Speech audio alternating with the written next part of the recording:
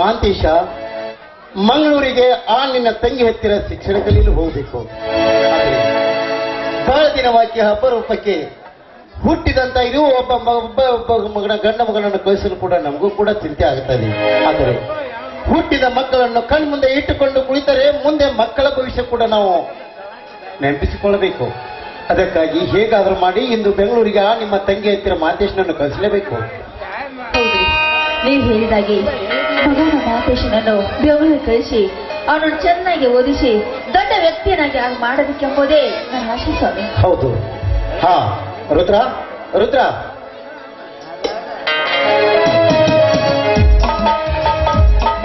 ರುದ್ರ, ಇವತ್ತು ನಿಮ್ಮ ಚಿಕ್ಕದೆಲೆಯರನ್ನ ಬೆಂಗಳೂರಿಗೆ ಅವರ ಚಿಕ್ಕಮ್ಮನ ಹತ್ತಿರ ಶಿಕ್ಷಣ ಕಲಿಯಲು ಬಿಟ್ಟು ಬರಬೇಕು. ಅದಕ್ಕಾಗಿ ಹಠ ಮಾಡುತ್ತಾ ಮಾಂತೇಶ ಒಳಗೆ ಕುಳಿತುಕೊಂಡಿದ್ದಾನೆ. ಮಾಂತೇಶನನ್ನು ಕರೆದುಕೊಂಡು ಅವನು ಸ್ಕೂಲ್ ಬ್ಯಾಗ್ ತೆಗೆದುಕೊಂಡು ಬಾ.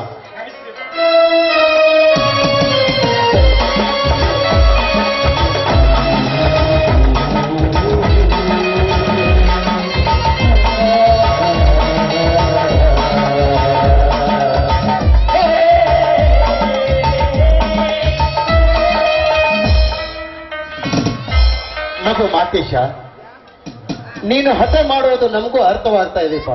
ಆದರೆ ತಂದೆ ತಾಯಂದರನ್ನು ಬಿಟ್ಟು ಹೋಗಲು ನೀನು ದುಃಖ ಮಾಡ್ತಾ ಇದೀಯ.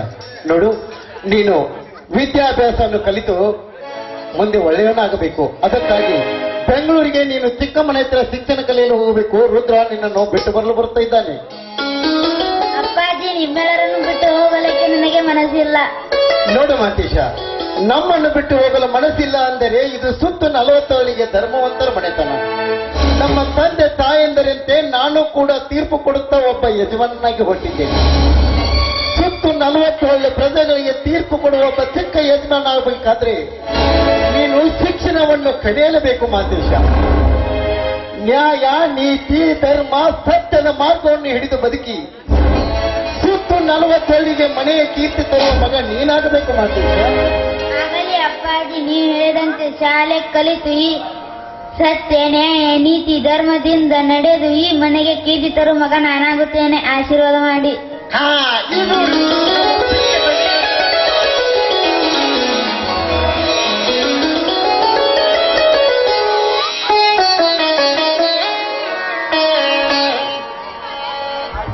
ನೋಡಪ್ಪ, ನಿಮ್ಮಪ್ಪ ಹೇಳಿದಂತೆ ಯಾವಪ್ಪ ನೀನು ಚೆನ್ನಾಗಿ ಶಾಲೆ ಕಲಿತು ದೊಡ್ಡ ಅಧಿಕಾರಿ ಆಗಬೇಕು.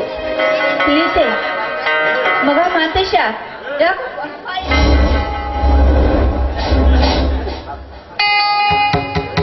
ನೋಡು, ದೂರ ಪ್ರಯಾಣ ಮಾಡ್ತಾ ಇದ್ಯಾ, ಸ್ವಲ್ಪ ಹಾಲು ಕುಡಿದಾದ್ರೂ ಹೋಗುವಂತ.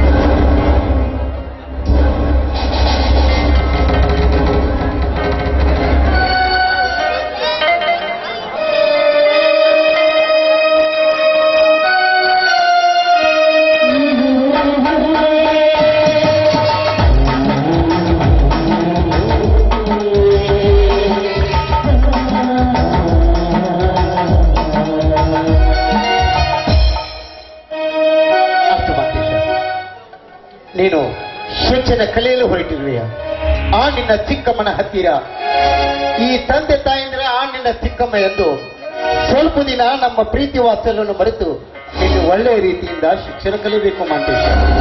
ಮಾದೇವಿ, ಈಗ ಮಗು ಬೆಂಗಳೂರಿಗೆ ಹೋಗ್ತಾ ಇದ್ದೇನೆ. ಆದರೆ ಇಲ್ಲಿವರೆಗೆ ಮಕ್ಕಳಿಲ್ಲ ಅಂತಿದ್ದೀವಿ. ಆದ್ರೆ ಈಗ ಹುಟ್ಟಿದ ಮಗ ಬೆಂಗಳೂರಿಗೆ ಶಿಕ್ಷಣ ಕಲಿಯಲು ಹೋಗ್ತಾ ಇದ್ದೇನೆ. ಆದ್ರೆ ಮಗ ಶಾಲೆ ಕಲಿತು ಮನೆಗೆ ಬರಬೇಕಾದ್ರೆ ಮತ್ತು 6 ತಿಂಗಳು 1 ವರ್ಷ. ಅದಕ್ಕಾಗಿ ಮುದ್ದಾದ ಮಗನೊಂದಿಗೆ ನಾವು ಹಾಡಿಕೊಂಡಿದ್ದು ಮಗನನ್ನು ಕಳಿಸಿಕೊಡೋಣ.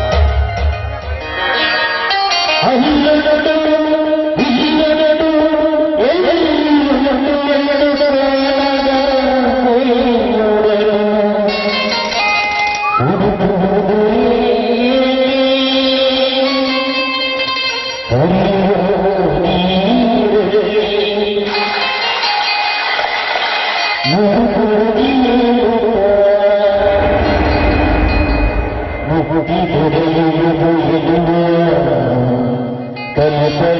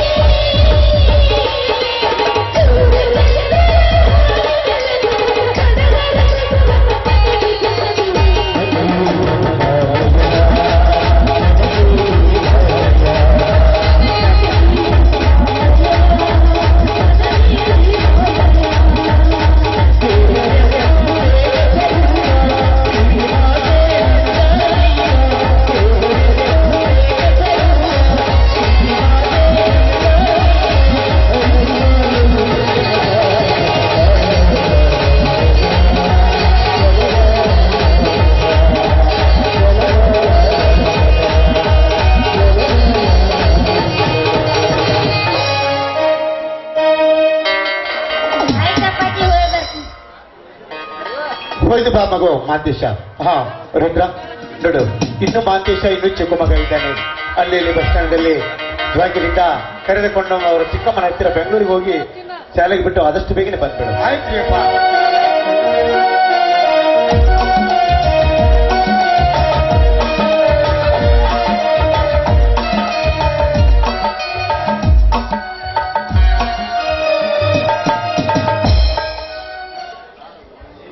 ರೀ, ಮಗ ಅಂತೂ ಬೆಂಗಳೂರಿಗೆ ಹೋದ. ನೋಡಿ, ನನಗೆ ಮನೆಯಲ್ಲಿ ತುಂಬಾ ಕೆಲಸ ಇದೆ. ಬನ್ನಿ, ಒಳಗಡೆ ಅಡಿಗೆ ಮಾಡಿದ್ರೆ ಊಟ ಮಾಡೋದಂತೆ. ನೋಡು ಮಾದೇವಿ, ಅಡಿಗೆ ಕೆಲಸ ದಿನಾಲೂ ಇರ್ತಾ ಇದೆ. ಮಾಡಿದಂತ ಅಡಿಗೆಯನ್ನು ಈ ನಿನ್ನ ದೇವರಿಗೆ ಉಳಿಸುವುದು ಕೂಡ ಇರ್ತಾ ಇದೆ. ಇರ್ತೈತ್ರಿ. ಆದ್ರೆ ಅಂದ್ರೆ ಅಂದ್ರೆ ಗೊತ್ತಿಲ್ಲ ಮಾದೇವಿ. ಗೊತ್ತಾಗ್ಲಿಲ್ಲ ರೀ, ನೀವ್ ಬಿಡಿಸಿದ್ ಹೇಳಿದ್ರೆ ತಾನೇ ನನಗೆ ಗೊತ್ತಾಗೋದು. ನೋಡಿ, ಯಾವತ್ತು ಮುದ್ದಾದ ಮಗನನ್ನು ಮುಂದಿಟ್ಟುಕೊಂಡು ನಗುನಗುತ್ತಾ ಇರಬೇಕಾದ ಇವತ್ತು ಇಂದು ಮಗ ಶಾಲೆಗೆ ಹೋಗಿದ್ದಾನಲ್ಲ. ಆದ್ರೆ ಮಗನನ್ನು ಶಾಲೆಗೆ ಕಳಿಸಿ ಊಟ ಮಾಡಲು ನನಗೆ ಮನಸ್ಸಿಲ್ಲ ಮಾದೇವಿ, ಮನಸ್ಸಿಲ್ಲ. ಯಾಕೆ ನನ್ನ ಮಗ ಏನೋ ನಮ್ಮನ್ನು ಬಿಟ್ಟು ಹತ್ತ ಹೋಗ್ತಾನೇನೋ. ನಾಳೆ ನನ್ನ ಮಗ ಶಾಲೆ ಕಲಿತು ಮಾತ್ರ ಮರಳಿ ಇಲ್ಲಿಗೆ ಬಂದೇ ಬರ್ತಾನೆ. ಅಷ್ಟೇ ನೀವು ಚಿಂತೆ ಮಾಡ್ತೀರಿ. ನೋಡು ಮಾದೇವಿ, ಮಗನ ಚಿಂತೆಯಿಂದ ಸ್ವಲ್ಪ ನಿರಾಳವಾಗಿ ಇರಬೇಕಾದ್ರೆ ಈ ನಿನ್ನ ಪತಿರಾಯಣಿಗೆ ಸ್ವಲ್ಪ ನಗು ನಗುತ್ತಾ ಏನಾದ್ರೂ ಒಂದು ಗೀತೆಯನ್ನು ಹಾಡು. ಆಯ್ತು, ನಿಶ್ಚಯಕ್ಕೆ ಆಗಲಿ. ಪತಿ ಮಾತನ್ನು ಸತ್ಯ ಆದಳು ಮೀರುದುಂಟೆ. ಸರಿ. ಸರಿ.